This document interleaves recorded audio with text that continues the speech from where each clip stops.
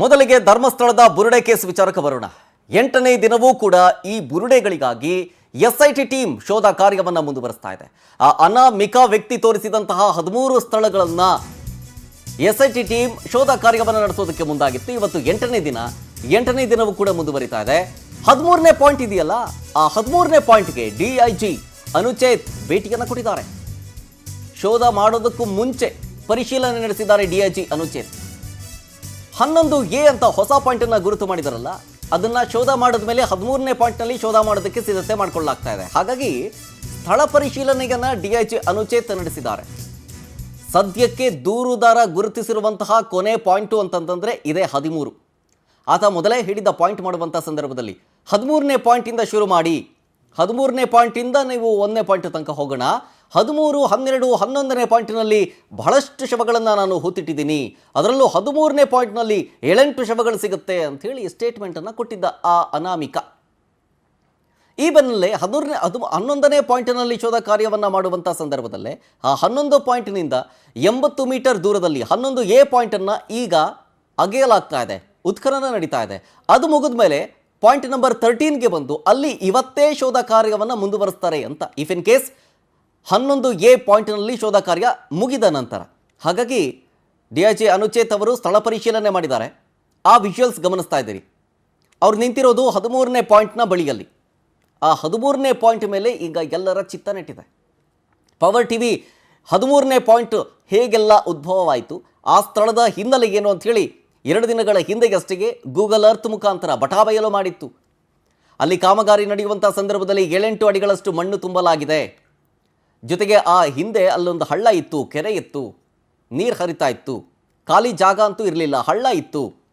ಈಗ ಅದ್ರ ಮೇಲೆ ಮಣ್ಣು ಹಾಕಿರೋದ್ರಿಂದ ಇಫ್ ಇನ್ ಕೇಸ್ ಅಗಿಬೇಕು ಅಂತಂತಂದರೆ 13-14 ಅಡಿ ಅಗಿದ್ರೂ ಕೂಡ ಏನು ಸಿಗೋದಿಲ್ಲ. ಕಾರಣ ಏನು ಅಂತಂತಂದರೆ ಅಲ್ಲಿ ಮಣ್ಣನ್ನು ಹಾಕಲಾಗಿತ್ತು ರೋಡನ್ನು ಕನ್ಸ್ಟ್ರಕ್ಟ್ ಮಾಡುವಂಥ ಸಂದರ್ಭದಲ್ಲಿ. ಕೆಲವೊಂದಿಷ್ಟು ಡೆವಲಪ್ಮೆಂಟ್ಗಳಾಗಿದೆ ಆ ಸ್ಥಳದ ಸುತ್ತಮುತ್ತ. ಸೊ ಹಾಗಾಗಿ 13ನೇ ಪಾಯಿಂಟ್ನಲ್ಲೇ ನಾನು ಹೆಚ್ಚು ಶವಗಳನ್ನು ಹೂತಿಟ್ಟಿದ್ದೀನಿ ಅಂತ ಅನಾಮಿಕ ಹೇಳ್ತಾನೆ. ಆದರೆ ನೋಡಬೇಕು ಏನಾಗುತ್ತೆ ಅಂತ ಕುತೂಹಲಕ್ಕಂತೂ ಕಾರಣ ಆಗಿದೆ. ಡೀಟೇಲ್ಸ್ ಕೊಡ್ತಾರೆ ಇದ್ರ ಬಗ್ಗೆ ನಮ್ಮ ವಿಶೇಷ ಪ್ರತಿನಿಧಿ ಅರುಣ್ ಫೋನ್ ಸಂಪರ್ಕದಲ್ಲಿ. ಅರುಣ್, ಈಗ 13ನೇ ಪಾಯಿಂಟಿನತ್ತವೇ ಎಲ್ಲರ ಚಿತ್ತ ನೆಟ್ಟಿದೆ. 11A ಏನು ಗುರುತು ಮಾಡಿದ್ದಾನೆ ಔಟ್ ಆಫ್ ಸಿಲೆಬಸ್ ಅನ್ನೋ ರೀತಿಯಾಗಿ ಪಾಯಿಂಟನ್ನು, ಅಲ್ಲಿ ಉತ್ಖನನ ಕಾರ್ಯ ಮುಗಿದ ಮೇಲೆ 13ನೇ ಪಾಯಿಂಟಿಗೆ ಬರ್ತಾರೆ ಅಂತ ಕುತೂಹಲಕ್ಕೆ ಕಾರಣವಾಗ್ತಾ ಇದೆ 13ನೇ ಪಾಯಿಂಟ್. ಇದ್ರ ಬಗ್ಗೆ ಹೇಳೋದಾದ್ರೆ ಶರತ್, ನಿಜ ಅದೇನೋ ಹೇಳ್ತಾರಲ್ಲ, ಬೆಟ್ಟ ಆಗೋದು ಇಲಿ ಹಿಡಿದ್ರು ಅಂತ, ಈಗ ಅದೇ ಪರಿಸ್ಥಿತಿ ಉಂಟಾಗಿರುವಂಥದ್ದು. ಇದುವರೆಗೆ ಕಳೆದ 8 ದಿನಗಳಿಂದ SIT ಅವರು ಕೂಡ ಅದೇ ಭೀಮನನ್ನ ಇಟ್ಕೊಂಡು ಇಡೀ ಪ್ರದೇಶವೆಲ್ಲ ಅಗದಿದ್ದು 11ಕ್ಕೂ ಹೆಚ್ಚು ಸ್ಥಳಗಳಲ್ಲಿ ಆತ ತೋರಿಸಿದ 12 ಸ್ಥಳಗಳಲ್ಲಿ ಈಗಾಗಲೇ ಒಂದು ಶೋಧ ಕಾರ್ಯವನ್ನ ಮಾಡಿದ್ದಾರೆ. 6ನೇ ಪಾಯಿಂಟ್ ಒಂದು ಬಿಟ್ರೆ ಇನ್ನೆಲ್ಲೂ ಕೂಡ ಏನೂ ಸಿಕ್ಕಿಲ್ಲ. 11ನೇ ಪಾಯಿಂಟ್ 12ನೇ ಪಾಯಿಂಟ್ನ ಅಗಿಯೋದಕ್ಕೆ ಮುಂಚೆ ಅದಕ್ಕೆ ಅತ್ಯಂತ ಸನಿಹ ಇರುವಂತ 11ನೇ ಪಾಯಿಂಟ್ಗೆ 100 ಮೀಟರ್ ಅಂತರದಲ್ಲಿ ಮೇಲ್ಭಾಗದಲ್ಲೇ ಒಂದು ಅಸ್ಥಿಪಂಜರ ಸಿಕ್ಕಿತ್ತು. ಹಾಗಾಗಿ 11ನೇ ಪಾಯಿಂಟ್ ಸಮೀಪದಲ್ಲೇ ಮತ್ತಷ್ಟು ಅಸ್ಥಿಪಂಜರಗಳು ಅಥವಾ ಮನುಷ್ಯರ ಶವಗಳನ್ನ ಹೂತಿಟ್ಟಂತ ಅವಶೇಷಗಳು ಸಿಗಬಹುದು ಅನ್ನೋದು ಆ ಅನಾಮಿಕ ಭೀಮನ ಒಂದು ನಿರೀಕ್ಷೆಯಾಗಿತ್ತು. ಅದನ್ನೇ ಆತ SIT ತಂಡದ ಬಳಿ ಕೂಡ ಹೇಳ್ಕೊಂಡಿದ್ದ. ಹಾಗಾಗೇನೆ ಇವತ್ತು ವಾಸ್ತವದಲ್ಲಿ 13ನೇ ಪಾಯಿಂಟ್ ನಲ್ಲಿ ಶೋಧ ಕಾರ್ಯ ನಡೆಸಬೇಕಾಗಿತ್ತು. ಆದ್ರೆ 13ನೇ ಪಾಯಿಂಟ್ ಅನ್ನ ಬಿಟ್ಟು 11ನೇ ಪಾಯಿಂಟ್ ಸಮೀಪದಲ್ಲೇ ಇರುವಂತ 80 ಮೀಟರ್ ದೂರದಲ್ಲೇ ಮತ್ತೆ ಶೋಧ ಕಾರ್ಯವನ್ನ ಬೆಳಗಿನಿಂದ ಮಾಡ್ತಾ ಇದ್ದಾರೆ. ಅದಕ್ಕೆ ಆ ಭಾಗಕ್ಕೆ 11A ಅಂತ ಹೇಳಿ ಗುರುತು ಮಾಡಲಾಗಿತ್ತು. ಈಗ 11A ನಲ್ಲಿ ಬೆಳಗ್ಗಿನಿಂದ ಆದರೂ ಕೂಡ ಇದುವರೆಗೂ ಏನೂ ಸಿಕ್ಕಿಲ್ಲ. ಇದು ಮುಗಿದ ನಂತರ ಬಹುಶಃ ಸ್ವಲ್ಪ ಹೊತ್ತಲೇ ಅದು ಮುಗಿಬಹುದು. ನಂತರ 13ನೇ ಪಾಯಿಂಟ್ ಅಲ್ಲಿ ಮತ್ತೆ ಶೋಧ ಕಾರ್ಯವನ್ನ ಮುಂದುವರಿಸುವಂತ ಸಾಧ್ಯತೆಗಳಿದೆ. ಈಗಾಗಲೇ DCP ಅನುಚೇತ್ ಅವರು ಕೂಡ ಸ್ಥಳಕ್ಕೆ ಭೇಟಿ ನೀಡಿ ಪರಿಶೀಲನೆ ಮಾಡಿ ಆ ಸ್ಥಳ ಸಿದ್ಧವಾಗಿರೋದನ್ನ ಕೂಡ ಅವರು ಖಾತ್ರಿ ಪಡಿಸ್ಕೊಂಡಿದ್ದಾರೆ. ಬಹುಶಃ ಸಂಜೆ ಹೊತ್ತಿಗೆ 13ನೇ ಪಾಯಿಂಟ್ ಅಲ್ಲಿ ಕೂಡ ಶೋಧ ಕಾರ್ಯ ನಡೆಯುವಂತ ಸಾಧ್ಯತೆಗಳಿದೆ. Sharath. Okay, thank you Arun ಡೀಟೇಲ್ಸ್ಗಾಗಿ. 13ನೇ ಪಾಯಿಂಟ್ನಲ್ಲಿ ಪರಿಶೀಲನೆ ಮಾಡ್ತಾ ಇರೋದು ಡಿಐಜಿ ಅನುಚೇತ್ ಅವರು.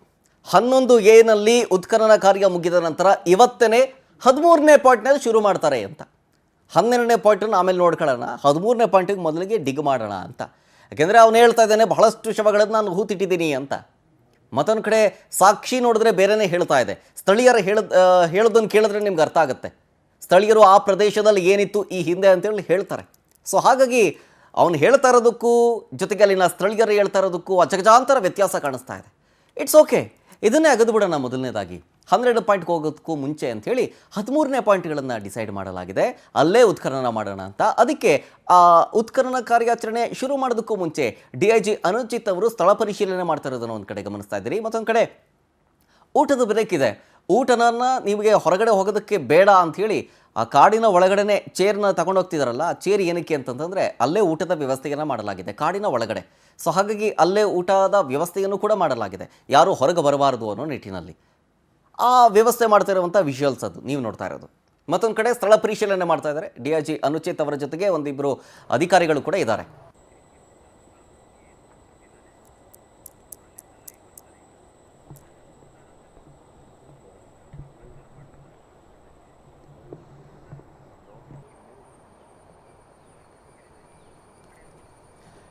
ಇನ್ನು ನಾನಾ ರೀತಿಯ ವಿಚಾರಗಳ ಬಗ್ಗೆ ಚರ್ಚೆ ಆಗ್ತಾ ಇದೆ. ಇಲ್ಲಿ ಒಂದಷ್ಟು ಅಪಪ್ರಚಾರವನ್ನು ಮಾಡಲಾಗ್ತಾ ಇದೆ, ಜೊತೆಗೆ ಕಂಪ್ಲೇಂಟ್ಗಳನ್ನು ಕೂಡ ಮಾಡಲಾಗ್ತಾ ಇದೆ. ದೂರುದಾರರು ಒಬ್ಬೊಬ್ಬರಾಗಿ ಬಂದು ಕಂಪ್ಲೇಂಟ್ ಕೊಡ್ತಾ ಇದ್ದಾರೆ. ಅದರಲ್ಲೂ ಕಿರಿಕೀರ್ತಿ ದೂರುದಾರರು ನಮ್ಮ ಜೊತೆಗೆ ಲೈವ್ನಲ್ಲಿದ್ದಾರೆ ಇದಕ್ಕೆ ಸಂಬಂಧಪಟ್ಟಂತೆ ಮಾತನಾಡೋದಕ್ಕೆ. ಕಿರಿಕೀರ್ತಿ ಅವರೇ ನಮಸ್ತೆ. ನಮಸ್ಕಾರ. ಕಿರಿಕೀರ್ತಿ ಅವರೇ, ನೋಡ್ತಾ ಇದ್ದೀವಿ ಧರ್ಮಸ್ಥಳದ ವಿಚಾರಕ್ಕೆ ಸಂಬಂಧಪಟ್ಟಂತೆ ಏನೇನು ಆಗ್ತಾ ಇದೆ ಅಂತ ಹೇಳಿ. 11A ಪಾಯಿಂಟ್ನಲ್ಲಿ ಅದದು ಏನೇನೋ ಇದಾವೆ ಅಂತ ಒಂದಷ್ಟು ಚರ್ಚೆ, 13ನೇ ಪಾಯಿಂಟ್ನಲ್ಲಿ ಏನೇನಿದೆ ಅನ್ನೋ ಚರ್ಚೆ. ಆದರೆ ಒಳಗಡೆಯಿಂದ ಹೊರಗಡೆ ಮೆಸೇಜು ಅಥವಾ ಏನಾದರೂ ಇನ್ಫಾರ್ಮೇಷನ್ ಲೀಕ್ ಆಗ್ತಾ ಇದೆಯಾ ಅಂತ. ಯಾಕಂದರೆ ಸೋಷಿಯಲ್ ಮೀಡಿಯಾದಲ್ಲಿ ಮಾತ್ರ ನಾನಾ ರೀತಿಯ ಚರ್ಚೆ ಆಗ್ತಾ ಇದೆ. ಅದು ಸಿಕ್ತಂತೆ, ಇದು ಸಿಕ್ತಂತೆ, ಹಂಗಾಯ್ತಂತೆ, ಹಿಂಗಾಯ್ತಂತೆ ಅಂತ.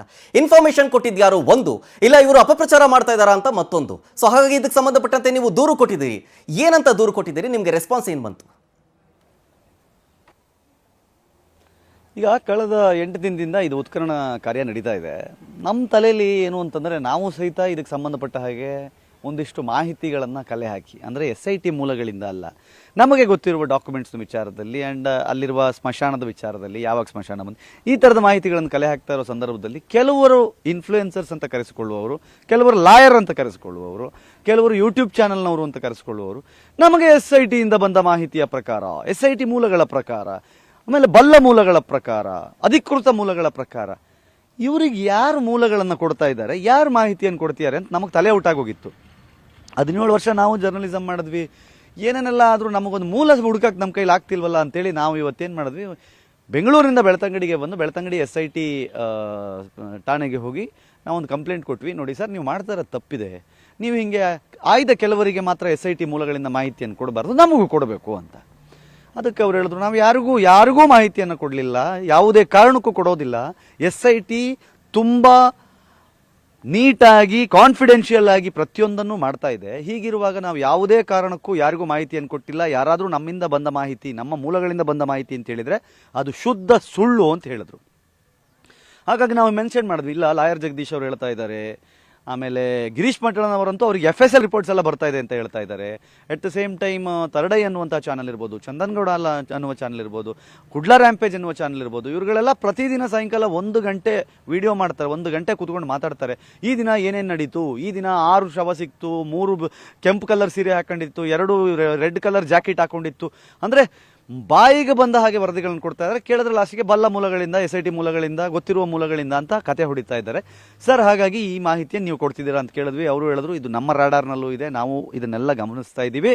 ಆದರೆ ಒಂದು ನೆನಪಿರಲಿ, ನಾವು ಯಾವುದಾದ್ರೂ ಮಾಹಿತಿಯನ್ನು ಅಧಿಕೃತವಾಗಿ ಕೊಡಬೇಕು ಅಂತ ಅನಿಸಿದರೆ ನಾವು ಮಾಧ್ಯಮಗಳನ್ನು ಸುದ್ದಿಗೋಷ್ಠಿಯ ಮುಖಾಂತರ ಕರೆದು ಅವರಿಗೆ ಮಾಹಿತಿಯನ್ನು ಕೊಡ್ತೀವಿ ಹೊರತು ಯಾರಿಗೂ ಸಹಿತ ಯಾವುದೇ ಕಾರಣಕ್ಕೂ SIT ಯಾವುದೇ ಮಾಹಿತಿಯನ್ನು ಕೊಡೋದಿಲ್ಲ. SIT ಆಗಿರ್ಬೋದು, ಪೊಲೀಸ್ ಇಲಾಖೆ ಆಗಿರ್ಬೋದು, ಯಾರೇ ಆಗಲಿ ಈ ಒಂದು ಸ್ಪೆಷಲ್ ಇನ್ವೆಸ್ಟಿಗೇಷನ್ ಟೀಮ್ ಮಾಡಿದಾಗ ಇಲ್ಲಿರುವ ಎಲ್ಲರೂ ಗೌಪ್ಯತೆಯನ್ನು ಕಾಪಾಡಬೇಕಾಗುತ್ತೆ. ಆ ಕಾರಣಕ್ಕಾಗಿ ಅದನ್ನು ನಾವು ಸ್ಟ್ರಿಕ್ಟಾಗಿ ಫಾಲೋ ಮಾಡ್ತಾ ಇದ್ದೀವಿ. ಯಾರ್ಯಾರು ಇವಾಗ ನಮ್ಮ ಮೂಲ, ಬಲ್ಲ ಮೂಲ, SIT ಮೂಲ ಅಂತಿದ್ದಾರೋ ಅವರೆಲ್ಲ ಹೇಳ್ತಾ ಇರೋದು ಸುಳ್ಳು ಮಾಹಿತಿ ಅನ್ನೋದನ್ನು ಹೇಳ್ತಿದ್ದಾರೆ. ಮತ್ತು ನಮಗೆ ಇನ್ನೊಂದೇನು ಬೇಜಾರು ಅಂತಂದರೆ, ಮೈನ್ ಸ್ಟ್ರೀಮ್ ಮಾಧ್ಯಮಗಳು ಯಾವುದೇ ವಿಷಯವನ್ನು, ಯಾವುದೇ ಅಂಶಗಳನ್ನು ಯಾವುದೇ ಕಾರಣಕ್ಕೂ ಸುಳ್ಳಾಗಿ ಹೇಳೋದಿಲ್ಲ. ಒಂದು ರಾಜ್ಯದ ಅಧಿಕೃತ ದಿನಪತ್ರಿಕೆಯಲ್ಲಿ ಬಂದ ವರದಿಯನ್ನ ಇವರು ಇಟ್ಕೊಂಡು ಸ್ಟ್ರೈಟ್ ಅವೇ ಹೇಳ್ತಾರೆ, ಆ ಪತ್ರಿಕೆಯಲ್ಲಿ ಬಂದದ್ದು ಸುಳ್ಳು, ಮಾಧ್ಯಮಗಳು ಇದನ್ನ ಡಿವಿಯೇಟ್ ಮಾಡ್ತಾ ಇದೆ, ನಾವೇನ್ ಹೇಳ್ತಾ ಇದೀವಿ ಅದೇ ಕರೆಕ್ಟು, ಅದನ್ನೇ ನಂಬಿ ಅಂತ ಹೇಳ್ತಾ ಇದ್ದಾರೆ. ಹಾಗಾಗಿ ನಾವು ಈ ಕುರಿತಂತೆ ಇಂದು SIT ಕಚೇರಿಗೆ ಹೋಗಿ ದೂರು ದಾಖಲಿಸಿ ದೂರನ್ನು ರಿಜಿಸ್ಟರ್ ಮಾಡಿ ಬಂದಿದ್ದೇವೆ.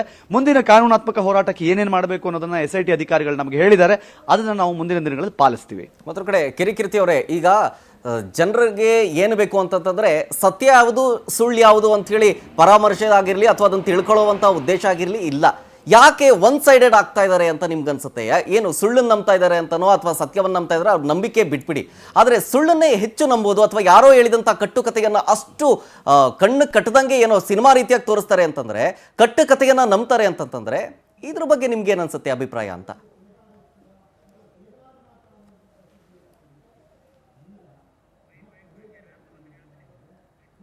ಯಾವಾಗಲೂ ಹೇಳ್ತೀನಿ,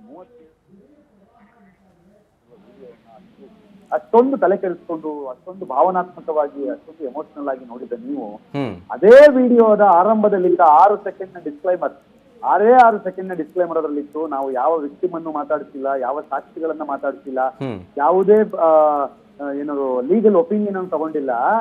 ನಾವು ಜನ ಏನು ಮಾತಾಡ್ತಾ ಇದ್ದಾರೋ ಅದನ್ನ ಕೇಳಿಸ್ಕೊಂಡು ಅದಕ್ಕೆ ಪೂರಕವಾಗಿ ವಿಡಿಯೋ ಮಾಡಿ ಮಾಡಿ ಬಿಡ್ತಾ ಇದೀವಿ ಅಷ್ಟೇ. ಅದನ್ನ ಜನ ಡಿಸ್ಕಷನ್ ಮಾಡ್ಲಿ ಅಂತ ನಾವು ಈ ವಿಡಿಯೋ ಮಾಡಿದೀವಿ ಅಂತ ಹೇಳಿ ಒಂದು ಡಿಸ್ಕ್ಲೈಮರ್ ಹಾಕಿದ್ದಾರೆ ಆರಂಭದಲ್ಲಿ. ಸೊ ಇದನ್ನ ನಾನು ಹೇಳೋದು, ಜನ ಡಿಸ್ಕ್ಲೈಮರ್ ನೋಡ್ಬಿಟ್ಟಿದ್ರೆ ಅರ್ಥ ಆಗ್ತಾ ಇತ್ತು. ಯಾವುದೇ ಸಿನಿಮಾ ಶುರುವಾಗಕ್ಕೆ ಮುಂಚೆ ಇದೊಂದು ಕಾಲ್ಪನಿಕ ಕಥೆ ಅಂತ ಹೇಳ್ತಾರಲ್ಲ, ಆ ತರ ಈ ಮನುಷ್ಯ ಕನ್ನಡದಲ್ಲಿ ವಿಡಿಯೋ ಮಾಡಿ ಮಾಡಿ ಇಂಗ್ಲಿಷ್ 6 ಸೆಕೆಂಡ್ ಡಿಸ್ಕ್ಲೈಮರ್ ತೋರಿಸಿ ಜನರನ್ನ ನಂಬಿಸ್ಬಿಟ್ಟಿದ್ದಾನೆ. ಜನ ಆ ಕಥೆಯನ್ನು ನಂಬಿದ್ದಾರೆ. ಅವ್ರಿಗೆ ಸತ್ಯಾಸತ್ಯತೆಗಳು ಬೇಕಾಗಿಲ್ಲ. ಸತ್ಯದ ಪರವಾಗಿ ಯಾರೇ ಮಾತಾಡಿದ್ರು, ಯಾರೇ ಹೋರಾಡಿದ್ರು ಅವ್ರಿಗೆ ಏನೂ ಮ್ಯಾಟರ್ ಆಗಲ್ಲ. ಈಗ ಇದರ ಲಾಭವನ್ನು ತೆಗೆದುಕೊಂಡಂತಹ ಇನ್ನೊಂದಿಷ್ಟು ಬೇರೆ ಬೇರೆ ಚಾನೆಲ್ಗಳು ಅವರಿಗೆ ಅದರಿಂದ ವ್ಯೂಸ್ ಬರ್ತಿದೆ ಅಂತಲೋ ಅಥವಾ ಇದು ವರ್ಕ್ ಆಗ್ತಿದೆ ಅಂತಲೋ, ಈ ಸಮೂಹ ಸಂಖ್ಯೆಗೆ ಒಳಗಾಗಿರೋ ಜನರನ್ನ ನಂಬಿಸ್ಕೊಂಡು ನಾನು ಏನ್ ಬೇಕಾದ್ರೂ ಮಾಡಿದ್ರೆ ಜನ ಕೇಳ್ತಾರೆ ಅಂತಲೋ ಈ ತರದ ವಿಡಿಯೋಗಳನ್ನ ಮಾಡಿ ಪ್ರತಿದಿನ ಅವ್ರನ್ನ ಯಾಮಾರಿಸುವ ಕೆಲಸವನ್ನು ಮಾಡಿದ್ದಾರೆ. ಆ ಯಾಮಾರಿಸುವ ಕೆಲಸವನ್ನು ನಿಲ್ಲಿಸಬೇಕು ಅನ್ನುವ ಕಾರಣಕ್ಕೆ ಹೇಗಾದ್ರೂ ಮಾಡಿ ಇವರು ಹೀಗೆ ಸುಳ್ಳು ಸುಳ್ಳು ಹೇಳ್ತಾ ಇರೋದನ್ನ ಹೆಡಬರಿ ಕಟ್ಟಬೇಕು ಅನ್ನುವ ಕಾರಣಕ್ಕೆ ನಾವು ಈ ಒಂದು ಕಾರ್ಯಕ್ರಮವನ್ನ ಮಾಡಿಕೊಂಡು ಪ್ರತಿದಿನ ಜನರನ್ನ ಹೆಚ್ಚೆಚ್ಚು ಅವ್ರನ್ನ ಎಬ್ಬಿಸುವ ಕೆಲಸವನ್ನ ಮಾಡಿಕೊಂಡು ಇವತ್ತು ಇದನ್ನ ಲೀಗಲಿ ಮುಂದೆ ಇಡಬೇಕು ಅನ್ನುವ ಕಾರಣಕ್ಕೆ SIT ಕಚೇರಿ ಅಂತ ಬಂದಿದೆ. ಮತ್ತೊಂದು ಕಡೆ ಕಿರಿಕಿರ್ತಿ ಅವರೇ, ಒಂದಷ್ಟು ಇಂಟರ್ವ್ಯೂಗಳನ್ನ ಈಗ ಸೋಷಿಯಲ್ ಮೀಡಿಯಾ ಬಿಟ್ಬಿಡಿ, ಈಗ ಮಾಧ್ಯಮದಲ್ಲೇ ಆಗುವಂತ ಕೆಲವೊಂದಿಷ್ಟು ಡಿಸ್ಕಷನ್ ಅನ್ನ ಕಟ್ ಮಾಡಿ ಅವ್ರಿಗೆ ಹೆಂಗ ಬೇಕೋ ಹಂಗೆ ಎಡಿಟ್ ಮಾಡಿಕೊಂಡು ನೋಡಿ ಇವ್ರಿಗೆ ಮಾತಾಡಕ್ ಅವರಲ್ಲ ಹಿಂಗಂದ್ರು ಹಂಗಂದ್ರು ಅಂತ ಮಾಡ್ತಾರಲ್ಲ, ಇವರ ಉದ್ದೇಶ ಜನರ ದಾರಿ ತಪ್ಪಿಸೋದು ಬಿಟ್ರೆ ಬೇರೆ ಏನಲ್ಲ ಅಂತೇಳಿ ಸ್ಪಷ್ಟ. ಯಾಕೆ ಹಿಂಗ ಮಾಡ್ತಾರೆ ಇವರು ಅಂತ ನಿಮ್ಗೆ ಅನ್ಸುತ್ತೆ? ನೋಡಿ, ಈಗ ವಿಷಯಾಧಾರಿತ ಚರ್ಚೆ ಅಥವಾ ನಮ್ದು ವೈಚಾರಿಕವಾಗಿ ಅಥವಾ ವಿಷಯಾಧಾರಿತವಾಗಿ ಸೈದ್ಧಾಂತಿಕವಾಗಿ ಏನಾದ್ರೂ ಚರ್ಚೆ ಮಾಡ್ತಾ ಇದ್ದೀವಿ ಅಂತಂದ್ರೆ ಎದುರಿಗಿರುವ ವ್ಯಕ್ತಿಗೆ ಅದೇ ರೀತಿಯ ಚರ್ಚೆಗೆ ಆಸ್ಪದವಿರುವ, ಚರ್ಚೆ ಮಾಡಲು ಬೇಕಾಗಿರುವ ಸಾಕ್ಷಿಗಳು ಅಥವಾ ಮಾತುಗಳಿದ್ರೆ ಆ ಮನುಷ್ಯ ವಿಷಯಾಧಾರಿತವಾಗಿ ಚರ್ಚೆ ಮಾಡ್ತಾನೆ. ಯಾವಾಗ ಅವನ ಹತ್ರ ವಿಷಯ ಇಲ್ಲ, ಯಾವಾಗ ಅವನ ಹತ್ರ ಏನು ಮಾತಾಡಬೇಕು ಅನ್ನೋದು ಗೊತ್ತಿಲ್ಲ ಅಥವಾ ಅವನ ಹತ್ರ ಯಾವುದೇ ಮಾಹಿತಿಗಳಿಲ್ಲ, ಸಾಕ್ಷಿಗಳಿಲ್ಲ ಅಂದಾಗ ಅವ್ನು ಮಾಡೋದು ಒಂದೇ ಕೆಲಸ, ಪರ್ಸನಲ್ ಅಟ್ಯಾಕ್ ಅಥವಾ ಈ ಕಟ್ ಅಂಡ್ ಪೇಸ್ಟ್ ಎಡಿಟ್ ಕೆಲಸ. ಅದೇ ಕೆಲಸವನ್ನ ಇವತ್ತು ಇವರೆಲ್ಲ ಮಾಡ್ತಾ ಇರೋದು. ಅವ್ರಗಳಿಗೆ ಏನ್ ಮಾಡ್ಬೇಕು ಗೊತ್ತಾಗ್ತಾ ಇಲ್ಲ. ಸೊ ಹಂಗಾಗಿ ಎಲ್ಲೋ ಮಾತಾಡಿದ್ದನ್ನ ಇನ್ನೆಲ್ಲೋ ಮಾತಾಡೋದನ್ನ ಕಟ್ ಮಾಡ್ತಾರೆ, ಟ್ರೋಲ್ ಮಾಡ್ತಾರೆ. ನೋಡಿ, ಜನನ ಯಾಮಾರಿಸ್ತಾ ಇದ್ದಾರೆ. ಜನ ಇದು ತುಂಬಾ ದಿನ ನಡೆಯಲ್ಲ, ತುಂಬಾ ದಿನ ನಡೆಯಕ್ ಸಾಧ್ಯವೂ ಇಲ್ಲ. ಇದು ಇವ್ರು ಮಾಡ್ತಿರೋ ತಪ್ಪುಗಳ ಅರಿವು ಅವ್ರಿಗೂ ಇದೆ, ಅವರ ಆತ್ಮಸಾಕ್ಷಿಗೂ ಗೊತ್ತಿದೆ. ಇದು ಹೀಗೆ ಮುಂದುವರೆದ್ರೆ ಒಂದಿನ ಏನಾಗುತ್ತೆ ಅನ್ನೋದು ಅವ್ರಿಗೆ ಗೊತ್ತಿದೆ. ನಾನು ಆಗ್ಲೇ ಹೇಳಿದಾಗೆ ಇದು SIT ಅವರ ರಾಡಾರ್ ನಲ್ಲೂ ಇದೆ. ಇವ್ರು ಏನ್ ಮಿಸ್ಟೇಕ್ ಗಳನ್ನ ಮಾಡ್ತಾ ಇದ್ದಾರೆ, ಇದರ ಪ್ರತಿಫಲವನ್ನ ಅವ್ರು ತಿಂತಾರೆ. ಎಸ್, ಥ್ಯಾಂಕ್ ಯು ಕಿರಿಕಿರ್ತಿ ಅವರೇ. ನೀವು ಕಂಪ್ಲೇಂಟ್ ಕೊಟ್ಟಿದ್ದೀರಿ ಈಗ ಸುಳ್ಳು ಸುದ್ದಿಗಳನ್ನ ಹರಡೋ ವಿಚಾರಕ್ಕೆ ಸಂಬಂಧಪಟ್ಟಂತೆ. ನೋಡೋಣ ಅಟ್ಲೀಸ್ಟ್ ಈ ವಿಚಾರಕ್ಕೆ ಸಂಬಂಧಪಟ್ಟಂತೆ ಇನ್ನಾದ್ರೂ ಸುಳ್ಳು ಸುದ್ದಿಗಳನ್ನ ಹರಡೋರು ನಿಲ್ಲಿಸ್ತಾರ ಅಂತ ಹೇಳಿ. ಥ್ಯಾಂಕ್ ಯು ಕಿರಿಕಿರ್ತಿ ಅವರೇ, ಇಷ್ಟೊತ್ತು ಪವರ್ ಟಿವಿ ಜೊತೆಗೆ ಮಾತನಾಡಿದಕ್ಕಾಗಿ.